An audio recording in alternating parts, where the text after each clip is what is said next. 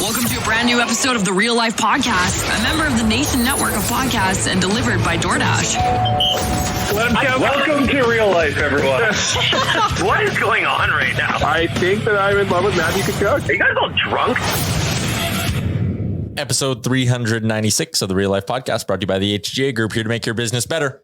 Tyler, Bag Milk, and Wanye, 3-man pod. Wanye, what's up? Where are you going, Johnny? Huh? Johnny, where are you headed in such a hurry? Do you realize that the Oilers beat the Flames so bad at the Battle of Alberta for the first time in 31 years that the franchise actually exploded?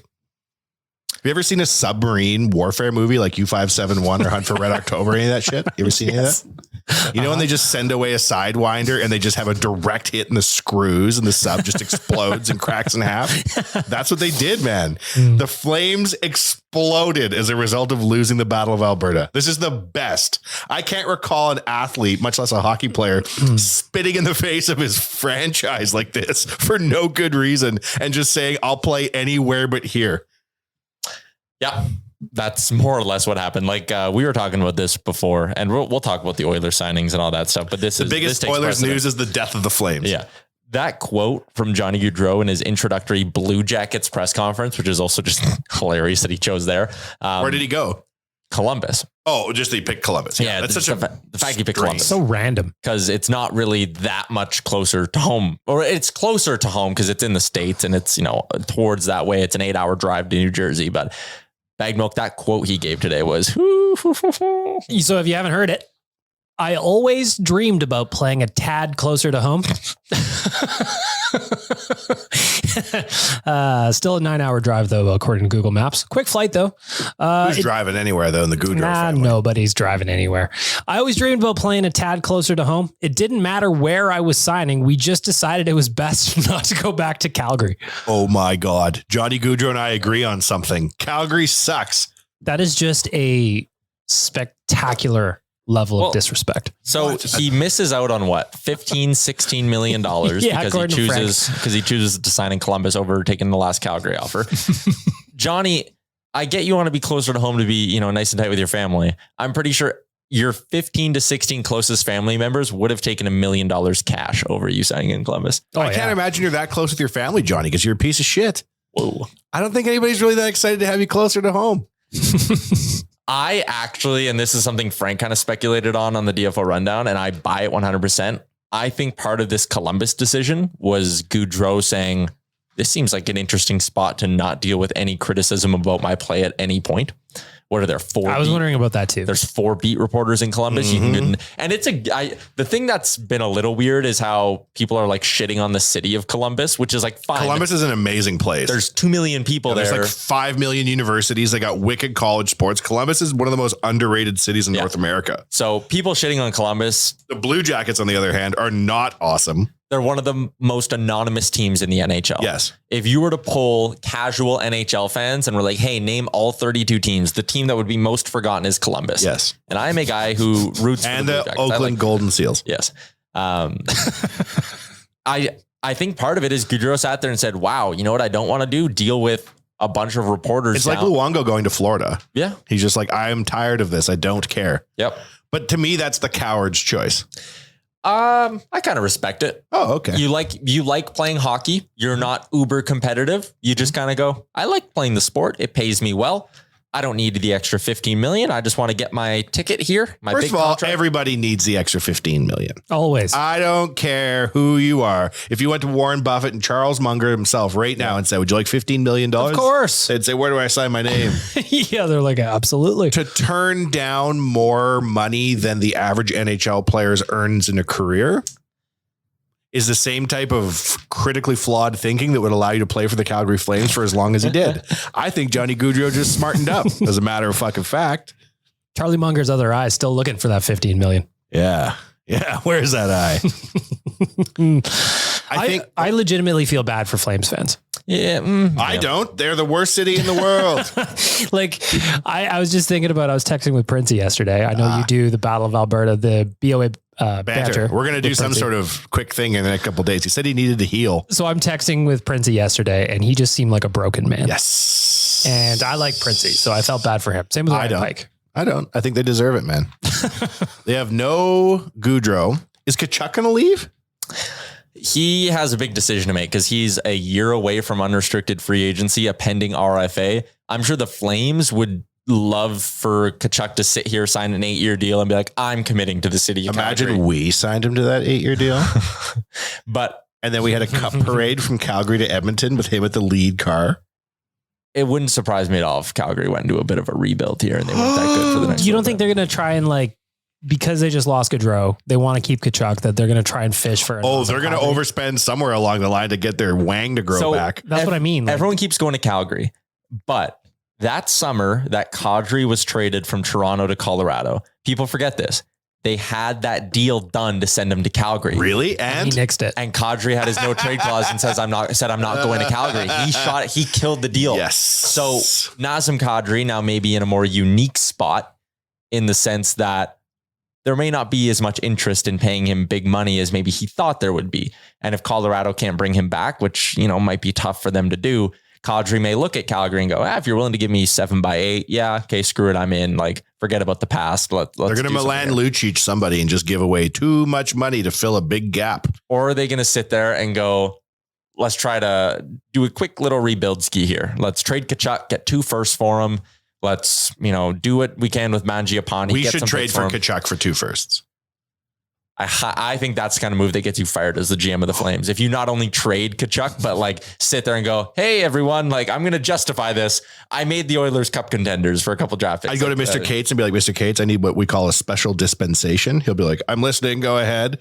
We need $15 million in a secret crypto wallet that we're going to send over. And we're going to bring Matthew Tkachuk here. And the GM is going to get fired, but he has his float and he won't care. He'll just move to the Seychelles and live forever rich as shit. Well, remember, Calgary's GM is the heir to the Boston Pizza fortune. He can't be corrupted. Oh, he gets all the bandana. He is? That's Jim Trevelyan's kid? Yeah, we had him on the DFL rundown and asked him what his favorite pizza to order there was. Was he like a bag of money? What was the answer? The Great White North? That is a good pizza. He's like, I'm sorry, I can't hear you over my bank account exploding every 15 minutes as I get paid. I think he said it was Hawaiian. I don't really remember. Boston Pizza's got good pizza, but it costs a fucking fortune. So I was going to say that, Boston Pizza, they come out with these specialty pizzas that are always very good. Like the spicy pierogi is a good pizza. Pizza is an institution at my they also have this new one that's like the Royal Hawaiian. Oh, that thing is legit if you like Hawaiian pizza. I do. Made from the ashes of a Hawaiian king. I know. You got to pay $58 for it. After a group of people helped me move, I was like, or they helped me do demo day at my new house. I was like, I'm going to treat everyone. I'm going to get them Boston pizza. And I ordered 6 pizzas. I went to go pick it up and I was like, holy shit, I just spent my first mortgage payment on Boston pizza. What am I doing? 6 pizza money? Damn. Yeah, that was a mistake. Good pizza though. Not as good as our friends at Buster's Pizza though. When rats are fleeing a sinking ship, as they are quickly down Highway 2, you have to think Matthew Tkachuk is going to dip. Well, hasn't there been speculations, rumblings that he's kind of more of a wants to play in the States kind of guy?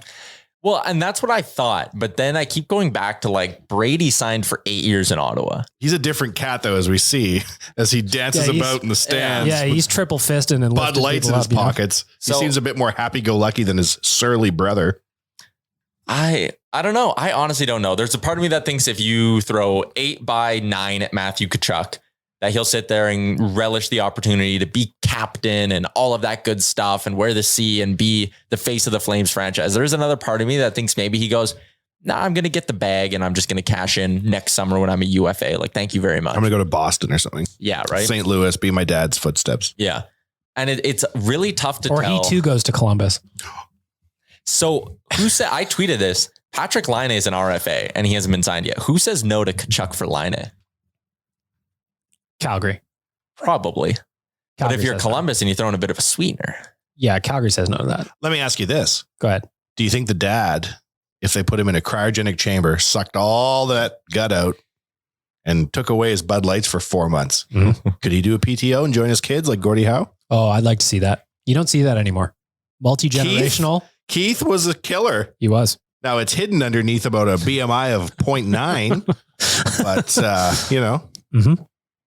No, I like the idea. Who's the greater gentleman in retirement, Brett Hull or Keith Tkachuk? Brett Hull parties. We know that. That's what I'm saying. They have been filmed numerous times, having a wonderful time. Yeah. Keith Tkachuk still didn't throw his hat in the second round when his kid got a hat trick. So, but you know why that hat? Do you know why this was? I've learned more about the situation. It was his daughter's team hat. They're like, chuck that hat. Well, I mean, he didn't, and now the franchise exploded. So he throws that hat. Maybe Gaudreau signs in Calgary. That's the first domino. Does Gaudreau sign in Calgary if they win the BOA? No, I think he was done anyways. Because like, if it was about winning, he wouldn't have signed in Columbus. If it was about money, he would have signed in Calgary or got more money. Who else does Columbus have that he's playing with? Rick Nash, Zach Werenski, defenseman. Elvis Merzlikins. But like, who's going to be his line mates? Jacob Voracek. Really? He went from one of the best lines in the NHL. Yeah. So now he's going to play with Jacob for $15 million less. Like they have some interesting. How much do you hate Calgary? Well, that's what's so. I had a tweet about that blew up last night and it made me very happy. Johnny Gaudreau is my muse. Like he'll play. Gregor made this comparison.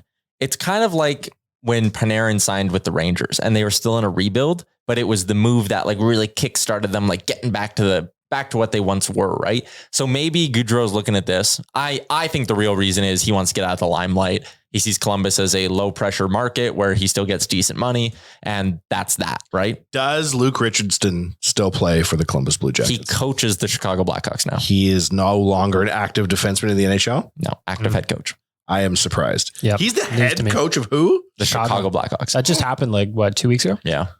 There's a lot of here's where you know the OEG is not tidy in their treatment of I know exactly where this is going. alumni. You're right. But there is so many ex-Oilers now permeating the manager level everywhere, coach, GM, everywhere throughout the league. Like there's even probably 8 of them now. Mike Not Greer. a single fucking one is playing for Mike Greer just hired Doug Waite to be his Mike main Greer advisor. hired Doug Waite. Bill Guerin, he had shit to do. Why is this not here? Luke Richardson now? Coach Oilers? Luke Richardson? Of course he was. Of course he was. Yeah, of course he was a great. Yeah, we didn't talk about this. Assistant captain. Since we were the official podcast of the Minnesota Wild goaltending situation. Of course we are. Cam Talbot traded to Ottawa. After Guerin said, I don't have to do shit. Yeah, it turns out he did have some shit to do. Fake. What is that move by Toronto, though? I was puzzled with the Murray thing because it's like, hey, for an extra $700K, you could have just went and brought back Jack Campbell. But they move on, they get Murray. But I actually love them signing Ilya Samsonov. I think Samsonov is going to be their starter now next just year. hold your horses here. I remember a guy who played for the Boston Bruins named Samsonov. Different. I know, but the name is spelled the same. I know. So why does this guy get to emphasize a different syllable? He's got a hard O in there. I don't get it. Yeah. I don't get it either. I just know it's Samsonov. Is it him insisting this? I would assume so. Yeah. Or has the way we pronounce Samsonov changed? Perhaps. Or he just crowbarred a hard O in there. It's got one of the umlauts or whatever. You could go by Yaremchuk. Yaremchuk if I wanted to distance myself from that other strand of Yaremchuks floating around the city. Yeah. Bastards. I know your cousin. Hardy. You do? Yeah. I once saw your cousin screaming into her cell phone on White Ave as I waited for a cab. And I was like, oh. And then as I got closer, I was like, oh, I know her. You can tell at the next family reunion. I probably won't. Do you guys have family reunions? Like we get together for Christmas and Easter kind of thing. Does someone stand on a mountainside and blow a conch and you could all hear it and you run towards it? And we all go to Vegreville.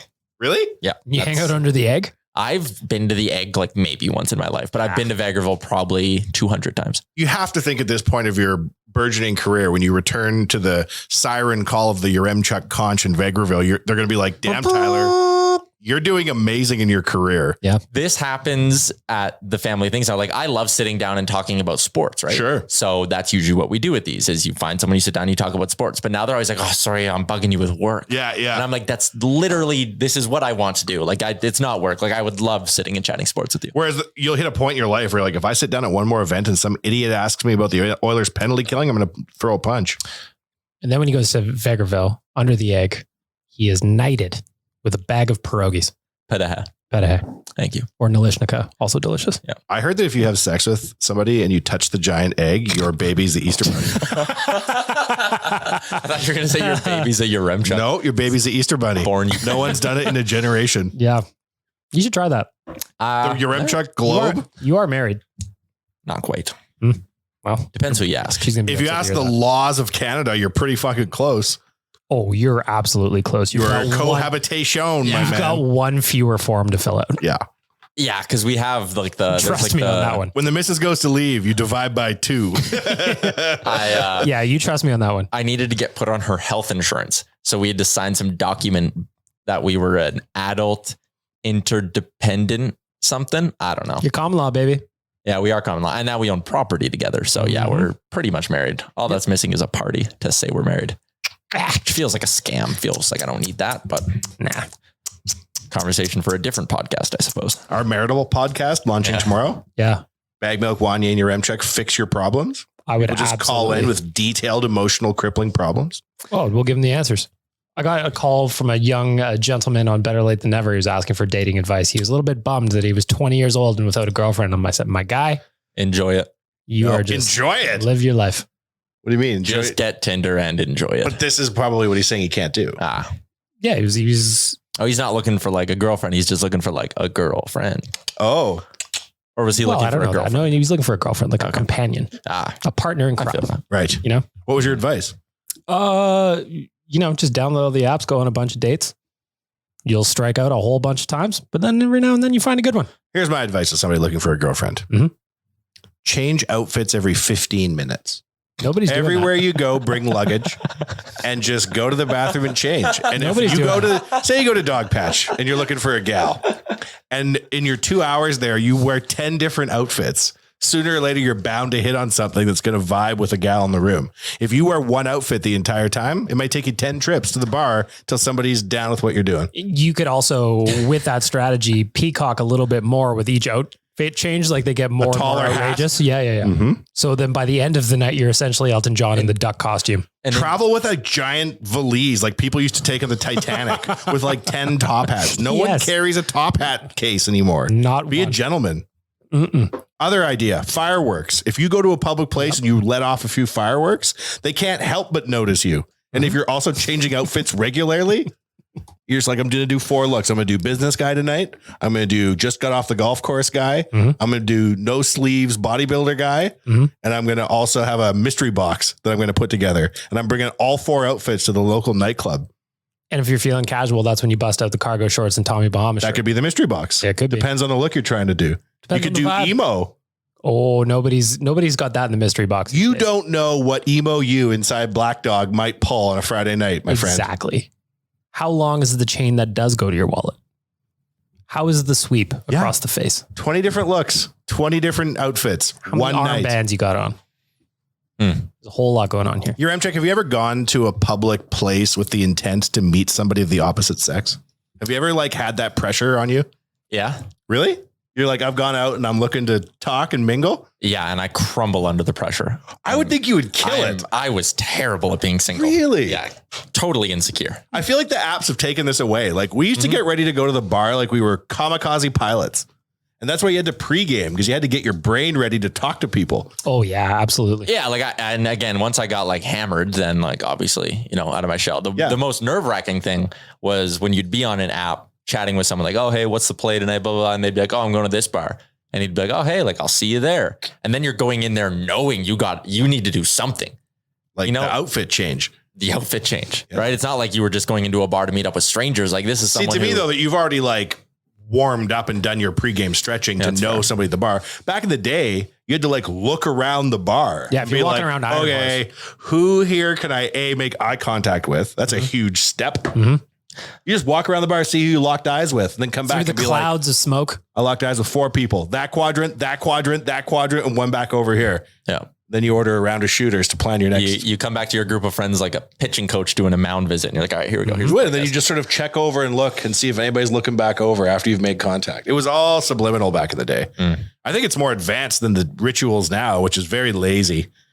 Yeah, you just Very be swiping. swipey. Very, you can have 10 secret people in your phone at all times. It's all very bullshit. Nobody's risking it on the D floor, going up when Get Low comes on the speakers and doing a little shimmy and a shake next to the lady you find attractive. There has been many instances in many lives in this podcast studio where we have danced to attract a mate. These kids today, they couldn't dance to attract a mate if their life depended on it. It's true. I've pulled girls and they've said afterwards, you're very good on the dance floor. And I was like, you better believe it.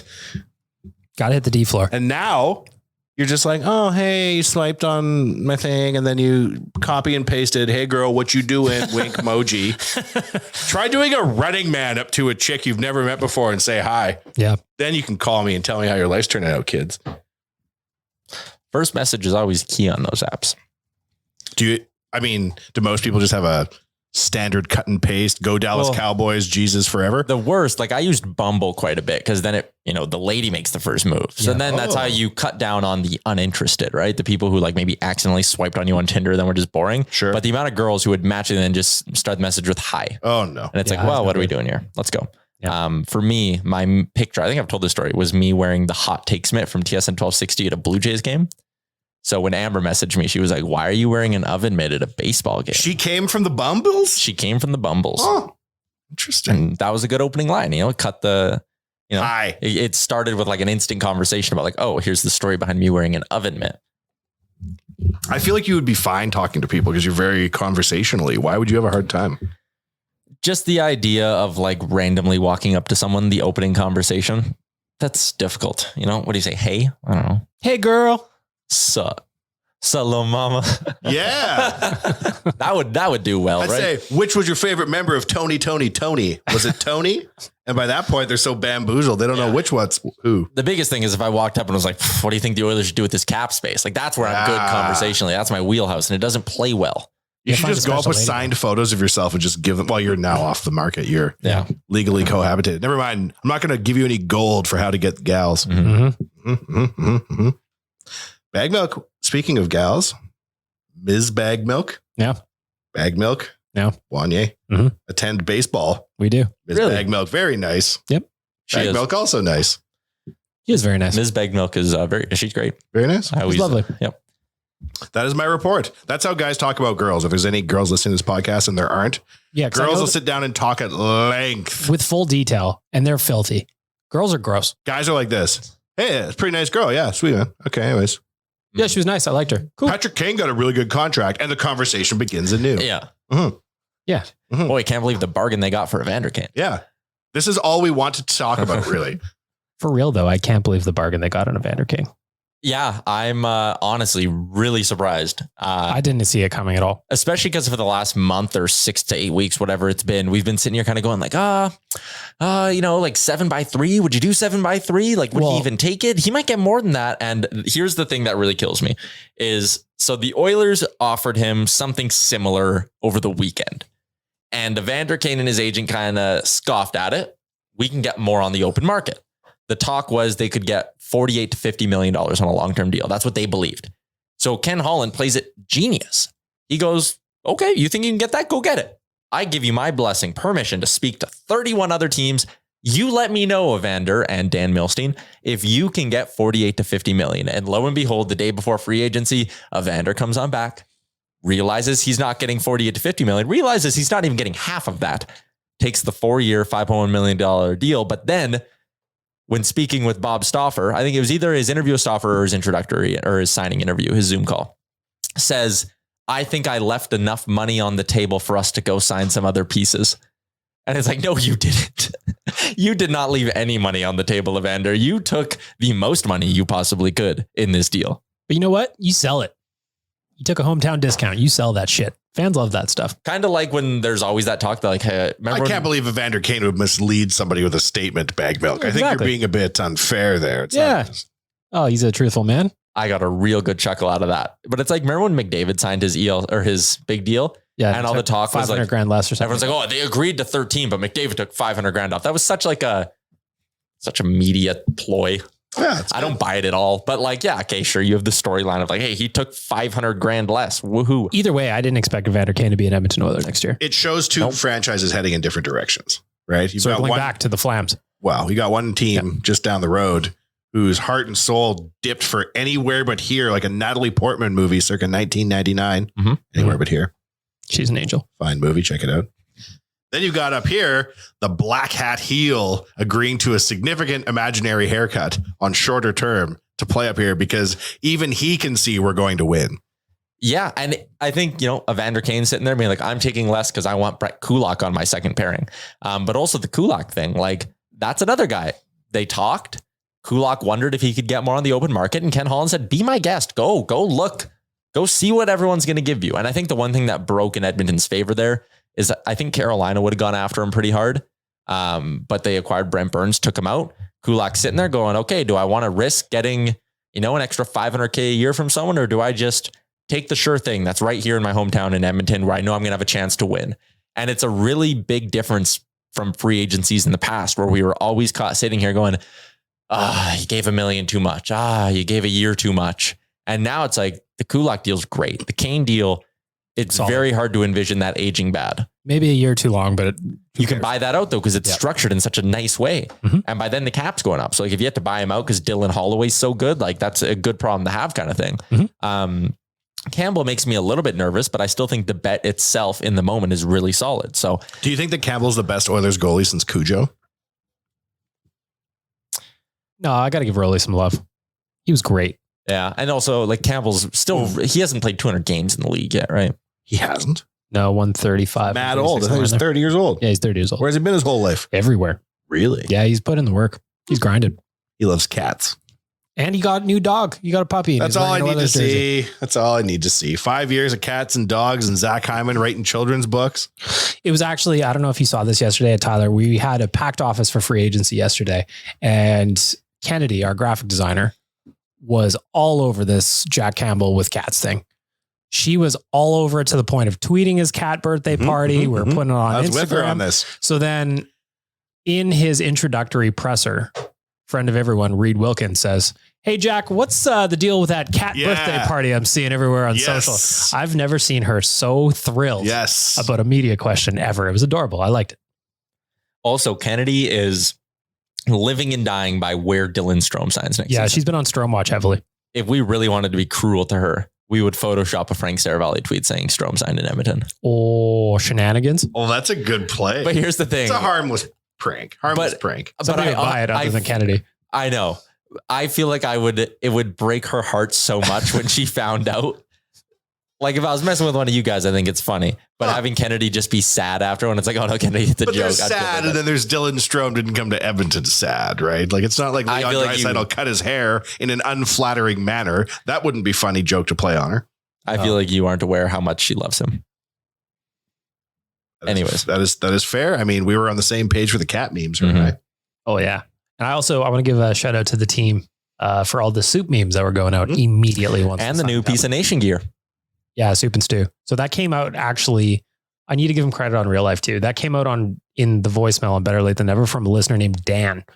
He came out and said, if they sign Campbell, this was probably about 10 days ago. He's like, if they sign Campbell, we've got soup and stew. So then I came to the office. I'm like, that's hilarious. Said it to Zach, talking about it with Kennedy, and instantly she whipped up some magic. Do you suppose that Dan is in fact Daniel Day-Lewis, noted actor?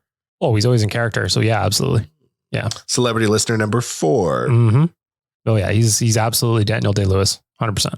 Celebrity listener number 3, Jordan Buhat. He's very fit. Oh, fucking Jesus. Man. He's constantly fitting up. And he's always shirtless. Well, wouldn't you be? We need to bring him back onto the pod. Squatty and big weights everywhere. Wouldn't you be tarps off all the time if you were that Jack? Golly. I would be. I'd be walking into Shoppers Drug Mart to get some Q-tips. Just too much. Fucking gunned out. Too much, Jordan. Some of us are just sitting there eating chips, trying to live our lives. And you're hanging upside down like 50 Cent in the Bloody in the Club video. Some of us just want to have a quick bite to eat and look at social. Yeah. I have to stop buying chips or I'll eat the whole bag. Family size bag. I am a family of one. Respect that. Yeah. Well, You turned down a baked good today prior to the show. I did. Blew my mind. I did. Swing by Bread and Butter Bakery in the heart of Riverdale and said, hey, they're so delicious. Hardworking podcasters with some gestational stuffs. That's how we speak down here. The problem is I've eaten so many ham and cheese rolls from down there recently that I feel like I'm going to be a blimp in a upcoming Stanley Cup parade. Interesting. So I got to keep it tight. Well, working above a bakery could be bad news if you love baked goods. It's a hot bagged milk summer. You got to keep it tight for a few months. Of course. How intoxicated have you been inside the confines of Dogpatch? Zero. Your M check? Zero? Me too. Zero. I've had a beer. Does that count? Well, I'm a seasoned veteran at this I point. suppose it counts as a 0 out of 0.1 out of 10. We should do a nation staff summer party. I feel like they don't even know down there who they're dealing with on the second floor. They don't. Like they're all like, oh, these guys are so nice. They just go upstairs. Like, Someone eating on the patio today, though, like a dog patch customer looked at me and was like, busy day for you guys? And I had like all my nation gear on. I was like, I suppose. I feel like if we had one nation party there, all the windows would be blown out. The bar itself would catch fire. We'd be spinning records. That would be a great time. As a fella who's involved in both here and the Pint Downtown, I'd like to keep it to the Pint Downtown. Those walls are reinforced for many explosions. I feel like you can go as wild as you want in the Pint and nothing bad can happen. Because I feel like downstairs is more of like an old lady Pinterest bar. That's fair. Still think we should do a nation summer party. I just want to drink. We couldn't do it. It's too small, man. It's too small. Like if 20 people showed up, there'd be a 4-hour line to get in. Like that's the nice thing about dog patches. It's so tiny. Yeah. There's I just want to sit down there and drink mimosa flights. Yeah. They're delicious. When we drew up the plan for this place, I imagined myself being more or less descended into alcoholism at this point. And I have not. I haven't really been drunk in like 2.5 years, man. Really? For real. Because of this whole thing, you know? Yes. Yeah, the thing. Me drinking at Wanya Manor is not what you want.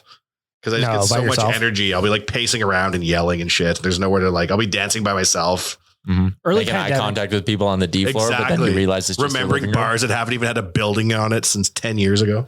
Early pandemic, I was drinking a little bit by myself at home. And then I had to stop, or otherwise you're just going to keep going down that path. Yeah. You know, it's not good. I don't even like, if I come home from the bar drunk, I don't even really like staying up. I like going to bed. Like being drunk by yourself is not it. No, going to bed drunk. You better have some adventures behind you. Yeah. I like to fall into bed missing a shoe with like still lightly like there's steam coming off me from the night of fun I've just had. Yeah, of course. Not like, I wonder if I can go home and stare at the wall drunk and you got some Donair sauce on your shirt. Oh, maybe? a little sauce. Everybody loves a little sauce. There's a bunch of bars opening on Jasper Ave. Have you seen this? Is there? I've been on Jasper in a while. The old BLVD building's turning into something called something. Yeah. And then further towards Tin Palace, whatever direction that is, east, west. That's There's west. an west. old bank on the north side of Jasper Avenue that's turning into some sort of lounge. Well, it'd be nice to have some more stuff down on that end of Jasper. Nature's healing. Could be, hopefully. It was nice going back to the Riverhawks. It was nice to see that many people at the ballpark. Great ballpark. I haven't been yet. I need to. Haven't been to a Riverhawks game? No, I haven't. They're doing a really good job. Keep waiting for the invite to the nation box. I invited myself. The Oodle Noodle box now. I thought it was the Oodle Noodle X Nation box. Well, the Noodle people are in charge and they're giving it away on social, but there is definitely tickets to be had. Yeah, nobody asked me. I just asked for myself. Yeah.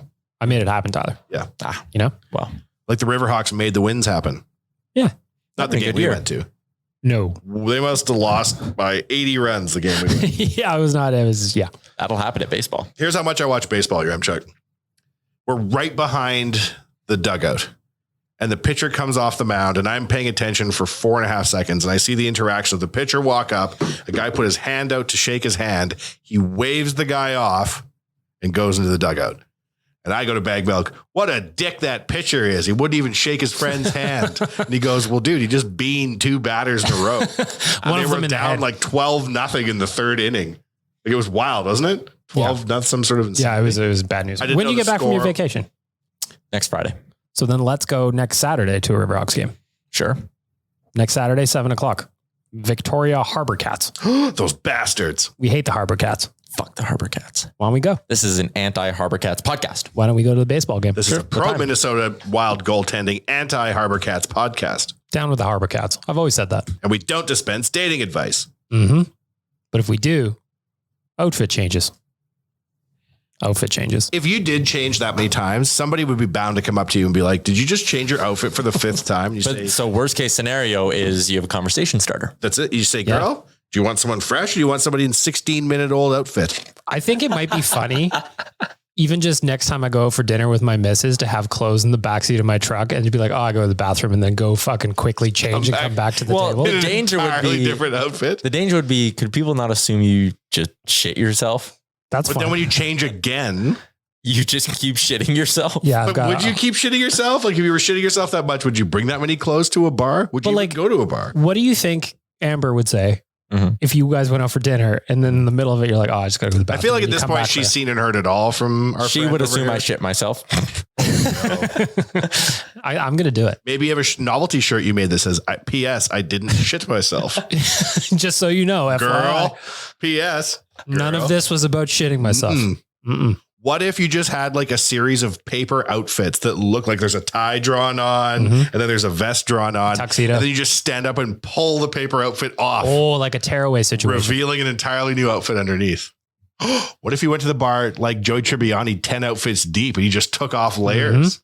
Then they know you didn't shit because you never left the table. Yep. You're just changing visually. You could also do the basketball player approach where you just show up to the bar in like a tracksuit. And then as the night progresses, you tear away them off into a evening wear. Or kind of like when a basketball player is about to go on the court, right? You stand at like the entrance of the D floor and you make eye contact with the lady and then you rip it off. And it's like, yeah, okay, I'm ready to go in. Then she knows without question that you're there to boogie. Yeah. And with her specifically, because you made the eye contact.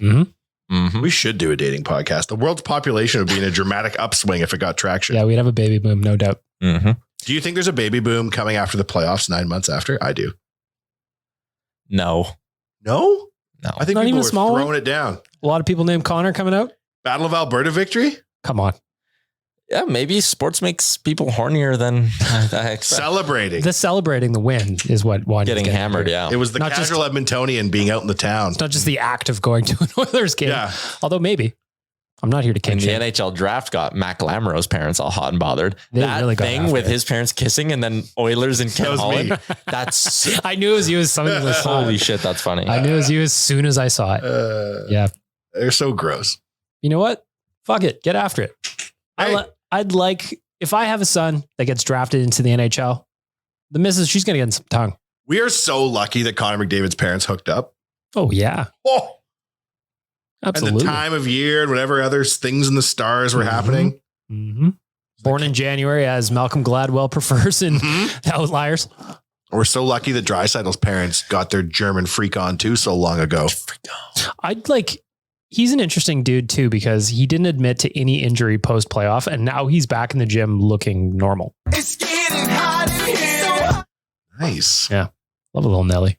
I'm liking his Instagram. I'm starting to like kind of pull back the curtain and it shows him in like, he's in Hanging out with Spain right Kate's now, kid shit. on a boat. Was he? Yeah. Oh yeah. It was a picture of him and Harrison on like a yacht. In Spain right now. Yeah. Yeah. That's the way, Harrison. Make the connections. Absolutely. Well, he's going to be running the team in 8 months or something? Who, Harrison? Yeah. Eight 8 months is an eh? exaggeration. But like it's his team right away. Right away? Well, when the time comes, like I believe he's being groomed for a sort of more hands-on ownership role. I would hope though that he doesn't make being the youngest owner in the league by 30 years the calling card of the team necessarily, because I think it would set us up for undue criticism for himself. Right? Yeah. Mr. Cates is like the third youngest owner in the NHL currently, and that's his dad.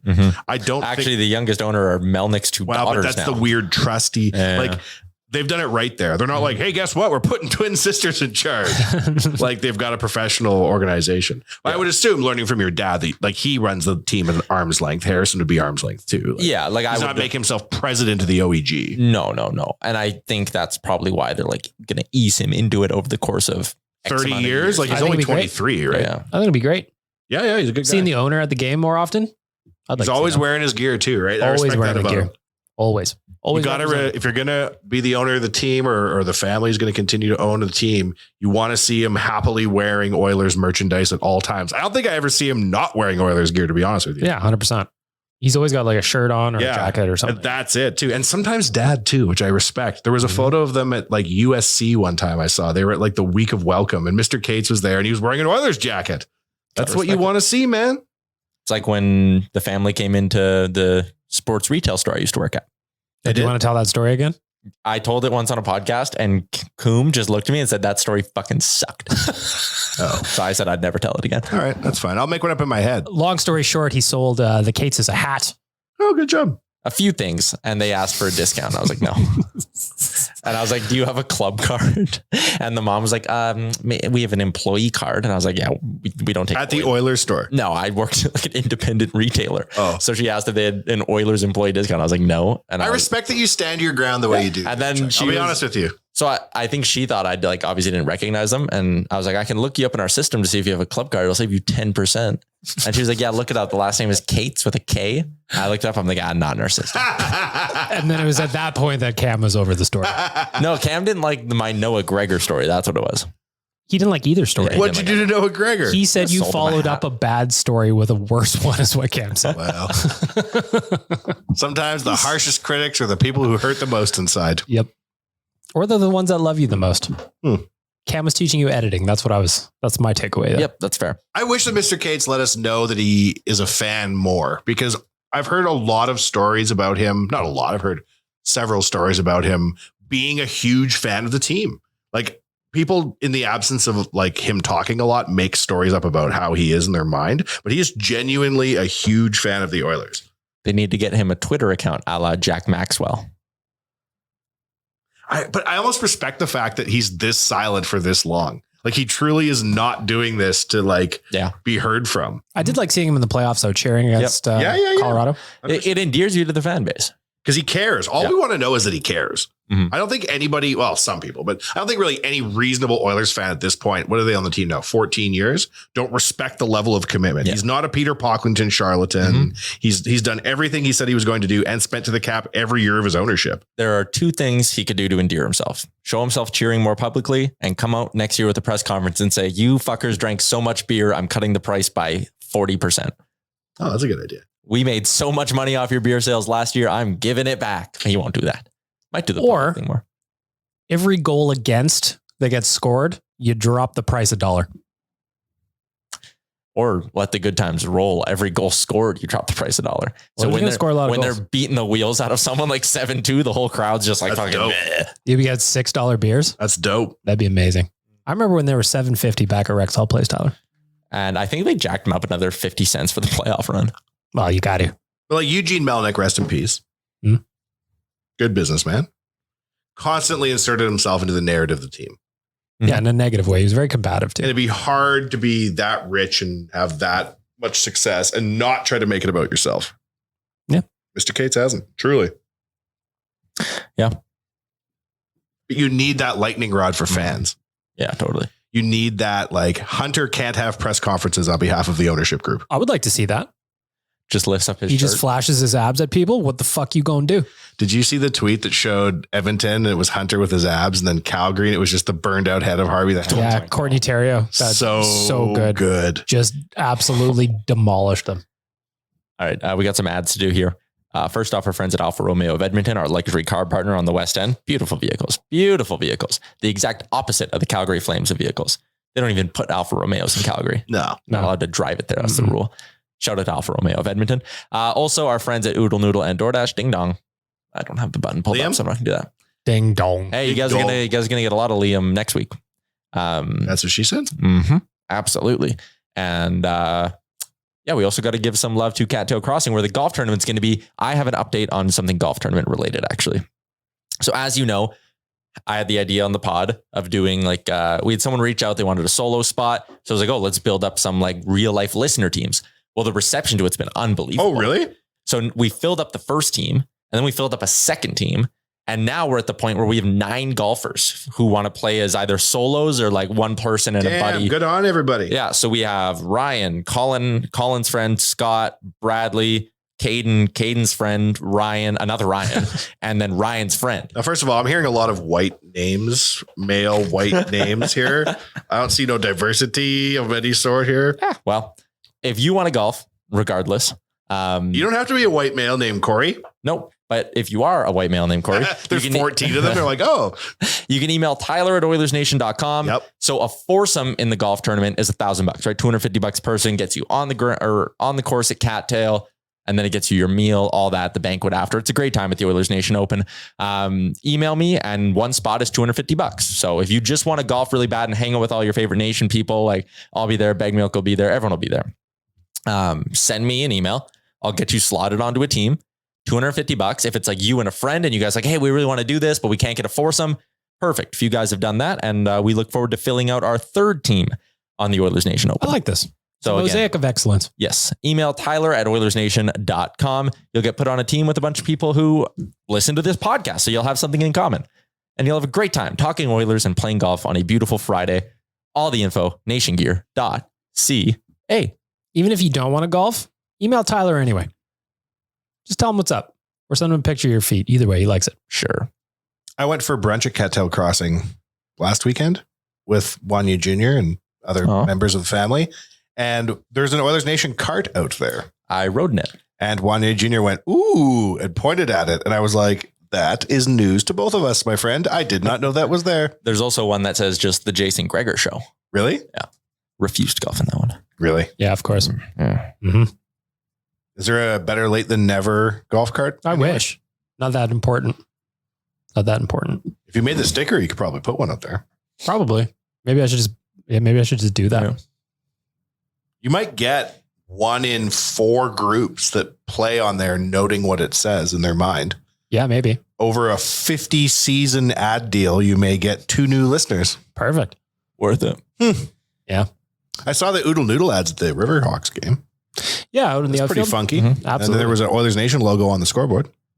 Really? Yeah, someone sent me a screenshot of it. That's cool. Scoreboard looks great out there. Very nice. They've done Very a nice. great job. That's why next Saturday, Tyler, when we go, you're going to have a good time.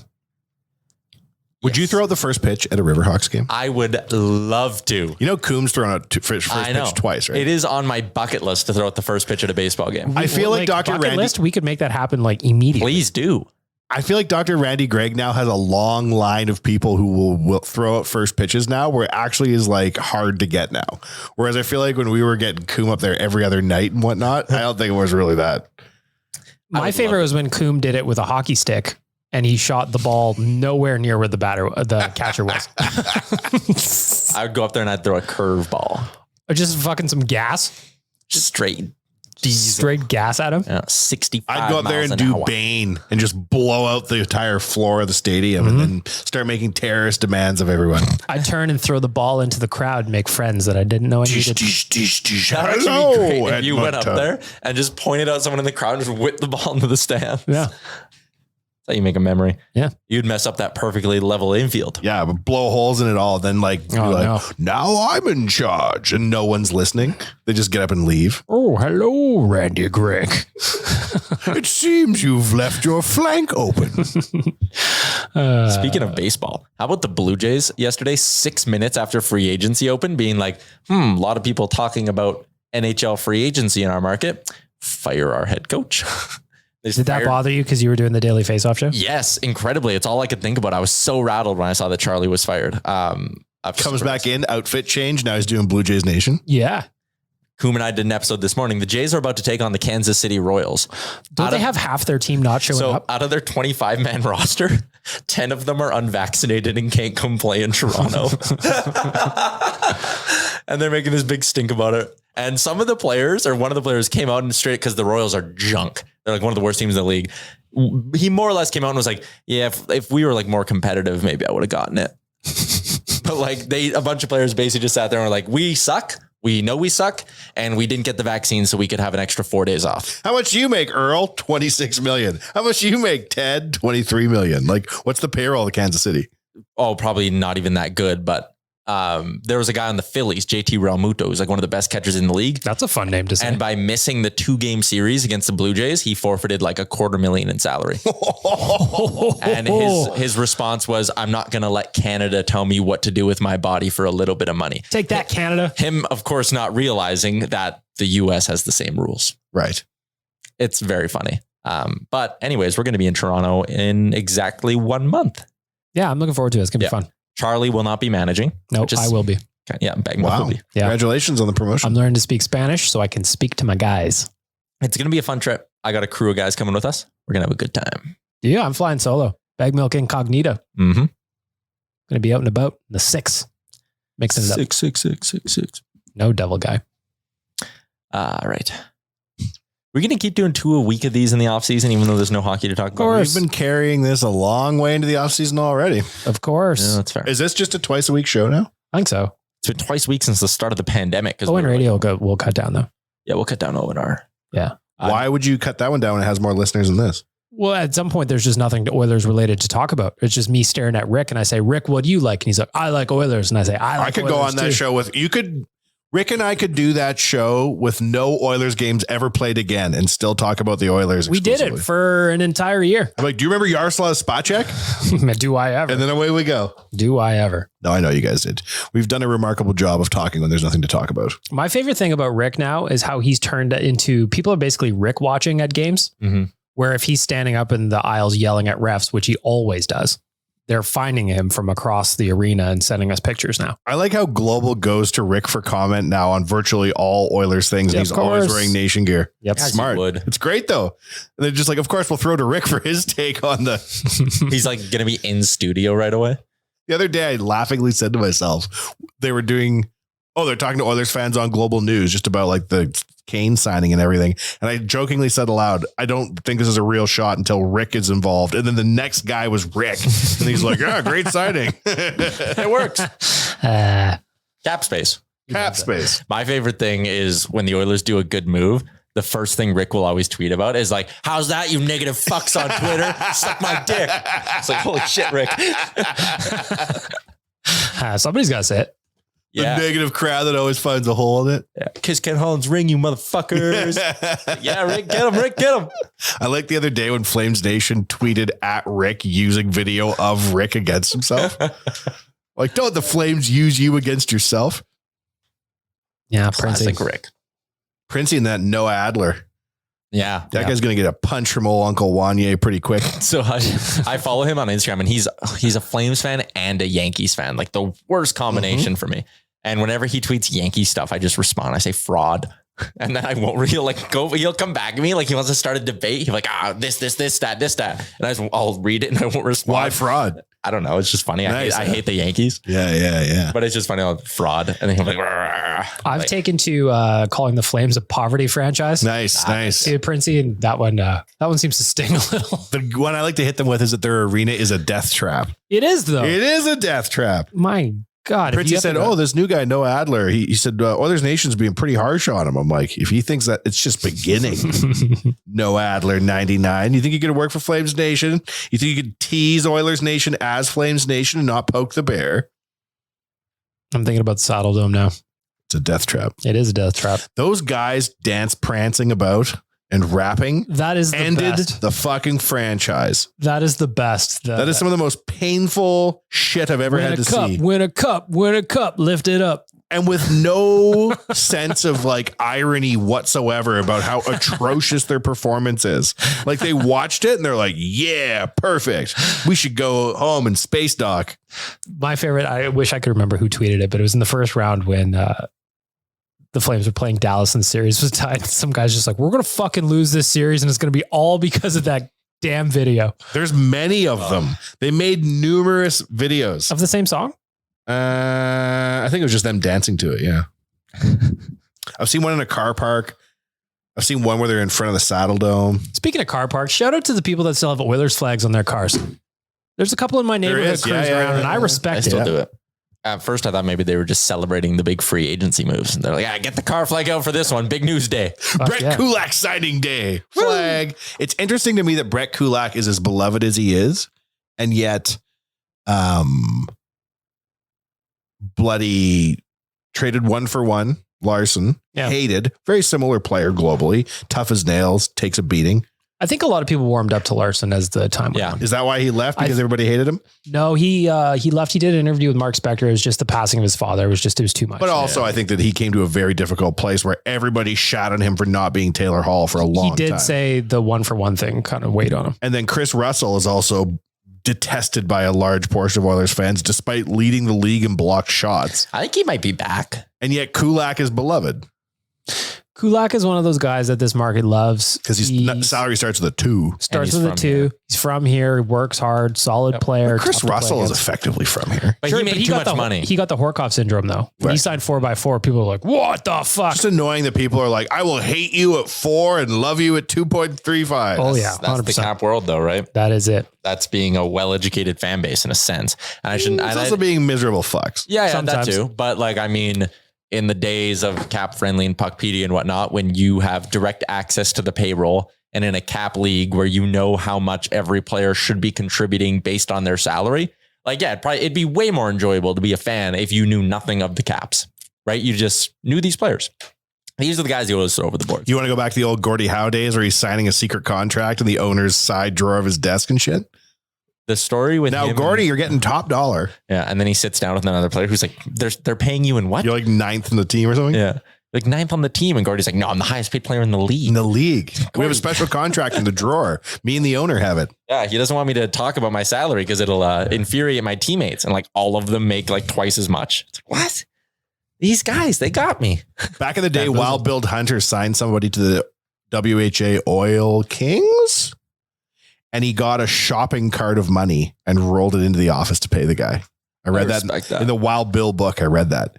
He went to the bank and got the cash and filled up a shopping cart. When's the last time someone paid you with a shopping cart of cash, Bag Milk? Hasn't happened once, and I think it should.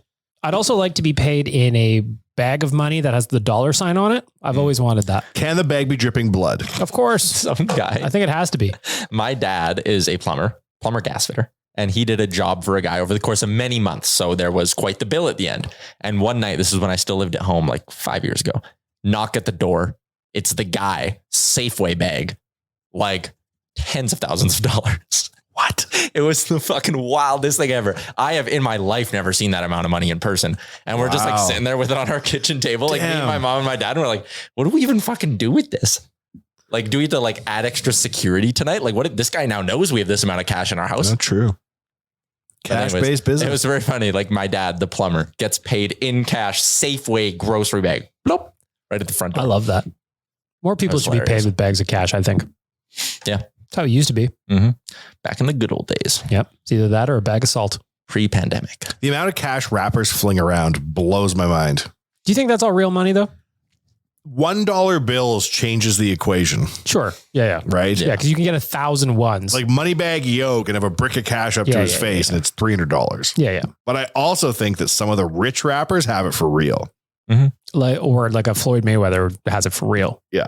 I'm trying to remember. There's somebody I saw on a podcast recently and they were on the, anyways, they're like, they called their entourage off screen and they're like, bring the bag. And this guy just brought a Louis Vuitton bag over and it was just filled with $100 stacks. He's like, this is how I do everywhere I go. And I'm like, why? That would be my first thing. Is like, because it's not nearly as cool to go to the ATM when you're at the strip club and throw your debit card in and you're just spitting out 20s, you know? Wait, one, you got to make it rain. Yeah, of course. You can't just be standing there going drugs. You don't want to be buying like a brick of the yayo and have to go to an ATM mid-transaction. Don't all those guys have tap now? Come back different outfit. You got to tip your drug dealer now because it's on those little like things. Can you Venmo that to me? Hang on, he plugs it into his swipe. It's going to get to this point. Why not? Once you start having Bitcoin microtransactions when fiat currency falls away. Anyways, I've said too much. It's coming. Especially when we got Neuralink and I could just zap you from touching my brain. All you have to do is kiss someone and you pay them. Well, you don't have to, but I do that by preference. I pay them with the kiss. There's no need for money now that you've had one of these. Now, if you'll excuse me, it's time to change my outfit. Enjoy. All right. Well, we could probably wrap this thing up now. How dare you?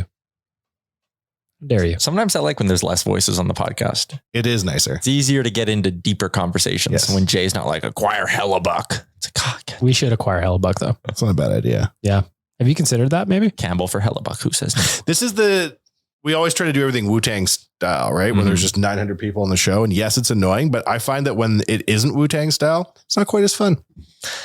It's fun to have to yell over each other. I'm not going to be on either of the next two podcasts. I'm out of here. This may be more fun without your M-Check. You'll have Liam's going to be here. Yeah, Liam lets us do whatever the fuck we want. Yeah, exactly. Liam ain't telling me shit. So, yeah. To all the listeners who... Liam will let us sit here all day if we want. I did a pod with Liam one time and bless his little heart, he was dry toast. Yesterday, I was having a great time watching Liam just exist during free agency because there was a point where the Oilers signed Greg McKegg. Yeah. With an arm for a leg and an leg for an arm. So Liam starts getting it in his head that he's calling him Egg McKegg. Yeah. So I'm watching him and he's sitting there at his computer quietly chuckling to himself. And then there, behold, a Photoshop of Greg McKegg wearing an egg costume. And it was like... Greg Egg McKegg. It was just a masterpiece for Liam. Greg the Egg McKegg. He's also heartbroken that Connor Brown didn't get traded here. Yeah, because he had a meme lined up. Connor? He had the Infinity Stones. the Infinity Stones for Avengers. former Leafs. So it was like Barry, Cece, Hyman, Campbell, and then he had Connor Brown as the last one, and then Connor Brown never came here. So it's crazy when shit happens now. My mind just goes to like, what are the meme implications? What are the memes? What are the memes? The minute I looked up Jack Campbell yesterday, I think I must have seen the cat stuff right around the same time as Kennedy. I was just like, oh my God, Jack Campbell love Kitty. Mm-hmm. That's all I need to see. That's all I need to see. I think he's going to be a lovable character in here. What do you think about that, Tyler? He seems like a very nice person. I think New Cujo. Could be. New Joe. Oh, New Joe. New Joe. I find it interesting. Ramjack, do you remember Cujo? no. Oh, When did he leave? He had a mask that had teeth. That's all I needed to see at the time. I read his book, so like I know of Cujo. One time when he was about to leave Edmonton, I saw him at the Outback Steakhouse across the street from the mall, and he was eating a bloomin' onion with a large table of people. And I was like, I hope this isn't a I'm leaving Edmonton dinner, Curtis. And now, in fact, it was. He did leave, and that Outback Steakhouse is no longer there. What is it now? I don't know. I don't think gas it's anything. station. I think it was it's a like gas a station. Where is it? Kilt for a while. I think they knocked the building down. This is what I'm talking about. I'm remembering bars that don't even have buildings anymore. Like across the street on the, like, I guess would be the north side of West Edmonton Mall. That is now Jollibee. The Outback Steakhouse? Yeah, that turned into a Twisted Kilt. Because there was also a Funky Pickle pizza in there, and I used to eat there all the time. I think they knocked it down and built up a Jollibee. Well, Jollibee's delicious. Wow. You're not going to see Cujo there saying goodbye to everyone he knows in Edmonton. He's not having a celebratory dinner. Cujo left in 1998 was his last season, so I would have been like 1. It was my grandma's birthday, and she was a huge Oilers fan. And I said to her, I think Curtis Joseph's here having a goodbye party. She's like, this has ruined my dinner. Mm-hmm. And everybody was like, Curtis, thank you for everything. Thank you. Thank you. And he's like cheersing the table. And I was like, with his bloomin' onion. I'm like, this doesn't look like a guy who's staying here for next October. Throwing a ring to everyone around. It was not what I wanted to see. That reminds me of the time that I went to Japanese Village and couldn't stop locking eyes with Todd Marchand. And then, you know, when you look at somebody and was that also a celebratory dinner where he was leaving? I wish he was leaving. By the end, I was counting the days for Todd Marchand hockey to end, but no, I just accidentally locked eyes with him. And then every time I looked up, he was staring at me, but he got madder and madder as the night went on. And then when he left, he like brushed into me on the way out of the room. The only time I've ever had anything situation like that was at a coffee shop. I was at downtown, and I kept locking eyes from Spenny. He was there with Spenny from Kenny versus Spenny, and I didn't mean. I remember when Kenny and Spenny came here. They came to the bar on White Ave. Didn't they fucking hate each other by the end of that show? Yeah, they did. So I kept locking eyes with Spenny, and it was the same thing. He kept being like, "Why are you staring at me?" I'm like, "I was introverted." Did he say that? No, but it was, you could tell with the gaze. You know, you should have just been happy that was. Do people ever lock eyes with you, your M-check? The other day, I go park at Canadian Tire. I had to pick up some hooks for the office. So I park at Canadian Tire. There is a gentleman on a motorcycle, beard, all that kind of stuff. And as I'm walking by him in the parking lot, he's parked. He's just kind of like looking at me. And I was like, okay, he's probably just looking at me. It's nothing.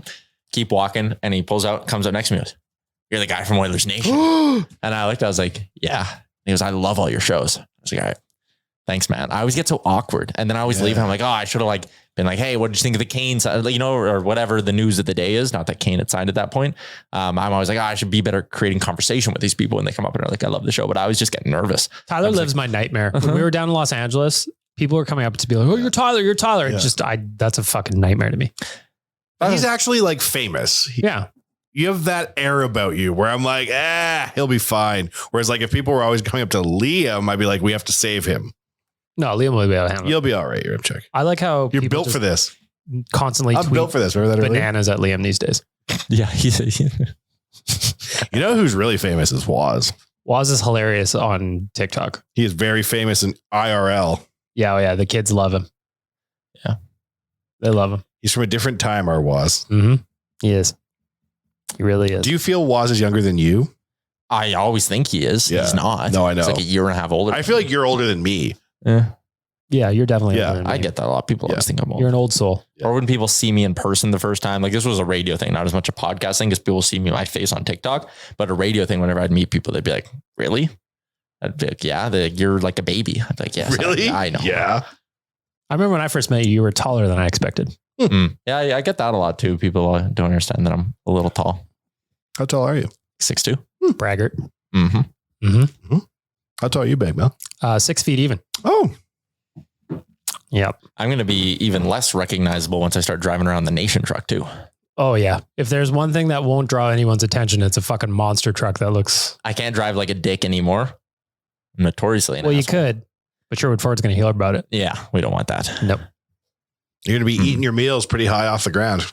Oh yeah. Mm-hmm. You might want to stop doing that in that truck. also. I probably should. Why? Eat my meals while I drive in that truck. Dangerous. I don't want to be the You guy. know you're going to continue to eat your meals in that. But I think he's going to be more incognito, where he like. The other day when you called me while I was driving, I was eating a chicken wrap while having a conversation with you. Delicious. Don't do that. Okay. I worry about your safety. I know. You should put a sticker of yourself driving in profile on the window. Oh, so that now when we're you talking. roll the window up, it's just you again there. And then you roll the window down and it's you again. Yeah. You got to change some of the graphics to make it your own Give it an interesting or add a sticker to it because it's like a rally car. Like add something. and change the horn too. There's a company in Texas that makes programmable music horns and you could get the Hockey Night in Canada.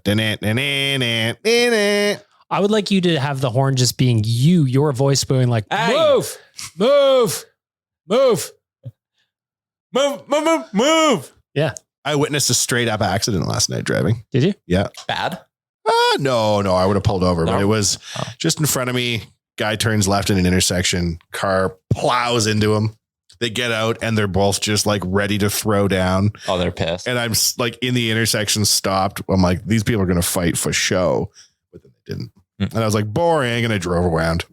Did I stop to fill out forms because I witnessed an accident in your M-check? No, because I'm a badass. What you want to do about it? There's one time I was driving and there was a little car next to a big truck in the big truck's blind spot. And the big truck just goes to change lanes and just like beep. But it was almost comical because like nothing really happened. Like he just dinged him and the little car like, and then like back in his lane. And then they both just like pulled over. And I was like, I think they're good without me handling. This is what you're going to have now in the monster truck. Yeah. You're basically driving around in Gravedigger. Yeah, pretty much. That thing's huge. Yeah, it's huge. I used to drive a big truck though. That was my first vehicle. Is Amber ready to live the life of a Nation truck shotgun? I don't know. Also, people are going to know where you live. Do you have a garage? I don't have a garage. Yeah. So please don't come hunting for me. Your neighbor's gonna be like, saw the Nation truck. Yeah, I've got a couple of buddies that know where Jay lives because of the Nation truck. The best part is the guy who lives right across the street from me is a buddy and he's a diehard Habs fan. Now he's going to have to look at a big Oilers logo every time he looks at his front window. That's too bad. Haha. All right, we're wrapping this thing up. Episode 296. Shout out to the HDA Group, our title sponsor, as well as Cattail Crossing, Alfa Romeo of Edmonton. 296 or 396? 396, sorry. 396. Yeah. Yeah. Almost at number 400. Are we going to do something? Yeah, we should. What are we going to do? I don't know. That's the most real life thing of all time. I'm Hey, mentally... we've done 400 of these. Yeah. Should we do something? Nah. Yeah. We'll cross Let's get that. our 10,000. You know that generations from now, they're going to use all this footage to recreate our voices in AI so we can just continue to talk about the Oilers long after our death. Yeah. I'm cool good with that. I'm good as long as it gets downloads. That's fine. I kind of want a Futurama situation where my head is on like a robot in a little jar so that I can continue to talk Oilers. You're predicting the singularity. It should arrive somewhere around 2045. You just need to last until then. Oh, I think I'm good. I feel pretty good. I feel healthy. And then once I got Neuralink too, forget about it. I don't got to talk to nobody. Robotwang.net when that baby arrives in the mail. Oh, brother. Yeah. Thanks for listening to another episode of the Real Life Podcast. Don't want to miss any of our nonsense? Hit the subscribe button and give us a follow on Twitter and Instagram.